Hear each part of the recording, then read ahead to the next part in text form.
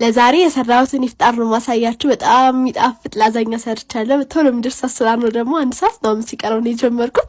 አሰላሙ አለይኩም እንዴት ናችሁ? መጀመሪያ ሽንኩርትና ዘይት ከጠበሳችሁ በኋላ ነጭ ሽንኩርት አድርጋችሁ አንዴ ጥብስ ታደርጉታላችሁ። የተፈጨ ስጋ አድርጋችሁ ውሃውን እስኪተፋ ድረስ እንደዚህ ጥብስ ካደረጋችሁት በኋላ ቅመማ ቅመም ከሞን የተጠቀምኩት በርበሬ አንድ ፍሬ ክኖር አደረኩበት። ጨው አልተጠቀምኩም፣ ክኖሩ በቂ ጨው ስላለው እሱን አንዴ ጥብስ ካደረኩት በኋላ 5 ፍሬ የሚያህል የተፈጨ ቲማቲምና ትንሽ ውሃ ቀጠን እንዲል ፈልጋለሁ ስጎ እሱን ተከተኩት። በጎን ደግሞ ቤሻሜል ሶሱን የገበታ ቅቤ ቀልጬ ፍሮ ዱቄት አደረኩበት። ሲያዝ አንድ ወተት አደረኩኝ፣ ጨው አደረኩኝ፣ ትንሽ የፓፕሪካ ለከለሩ አደረኩኝ።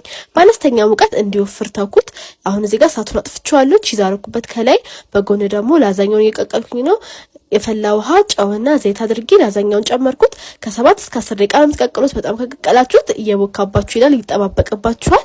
ማጥለያ ያላርጋችሁ ቀዝቃዛ ውሃ ማፍሰስ ነው።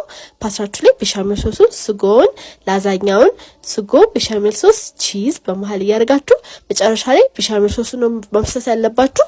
ስጎ ምናምን እንዳታሳነሱት ድርቅ ይልባችኋል። ቺዝ አደረኩበት። ጦሲን ከላይ ደግሞ በደንብ አድርጉበት። ገስት ሸፍኜ ከላይም ከታችም ሎክሼ ኦቨን ውስጥ አስገባሁት።